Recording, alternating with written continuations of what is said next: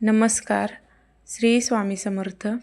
स्वामी मार्गदर्शन या यूट्यूब चॅनलवर तुमचं मनापासून स्वागत.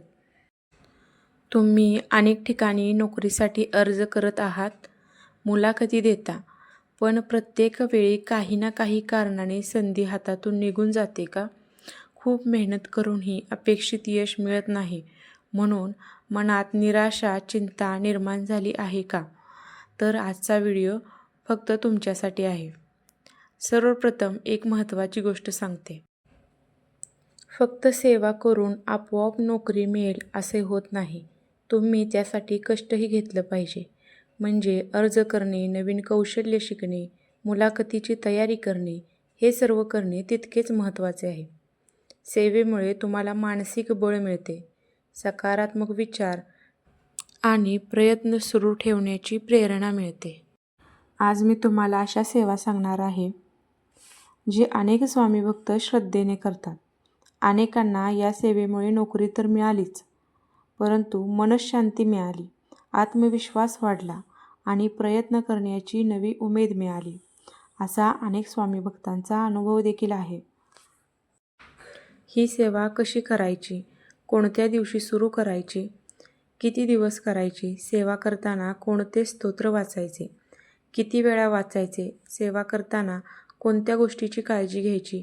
या सगळ्या प्रश्नांची उत्तरे सविस्तर या व्हिडिओमध्ये सांगितलेली आहेत. म्हणून व्हिडिओ शेवटपर्यंत नक्की पहा. जर तुम्ही स्वामी समर्थांवर मनापासून श्रद्धा ठेवत असाल तर व्हिडिओ सुरू करण्यापूर्वी कमेंटमध्ये एकदा श्री स्वामी समर्थ नक्की लिहा. चला तर मग सेवा सुरू करूया. चला तर मग कोणती सेवा करायची आहे ती पाहूया. दररोज नित्यसेवा करायची आहे. नित्यसेवेमध्ये सुरुवातीला स्वामी स्तवन वाचा. नंतर स्वामी चरित्र सारामृत या ग्रंथातील 3 अध्याय क्रमशः वाचायचे आहेत. म्हणजे आज 1, 2, 3 असे वाचले तर उद्या 4, 5, 6 असे एक आठवड्यामध्ये एक ग्रंथ म्हणजे एक पाठ पूर्ण होतो. श्री स्वामी समर्थ हा मंत्र 11 माळी जप करायचा आहे. त्यानंतर 1 वेळा श्रीसूक्त जे संस्कृतमध्ये दिलेलं आहे ते वाचायचं आहे. आणि संस्कृत जर वाचता येत नसेल तर ऐकलं तरी चालेल. त्यानंतर 1 वेळा व्यंकटेश स्तोत्र वाचायचं आहे. 1 वेळा कालभैरवाष्टक स्तोत्र वाचायचं आहे. 1 वेळा नवग्रह स्तोत्र वाचायचं आहे. या सेवा करताना कोणताही संकल्प बोलायचा नाही.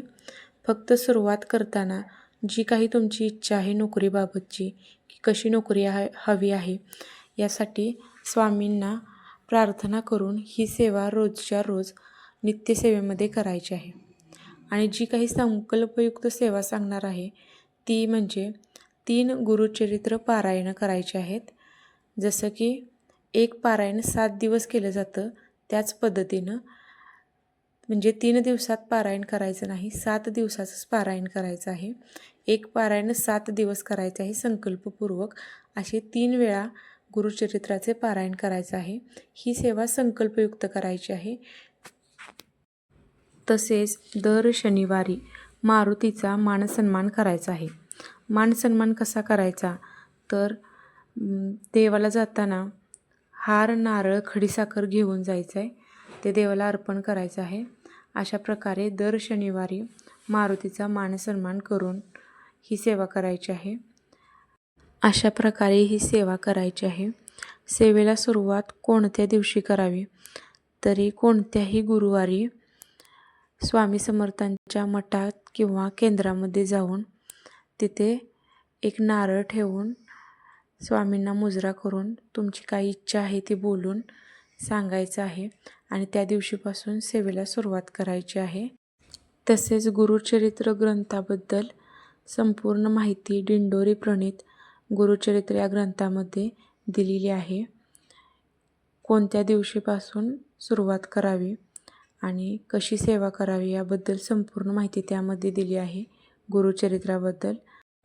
तुम्हाला जर ही माहिती उपयुक्त वाटली असेल तर श्रद्धेने सेवा करा.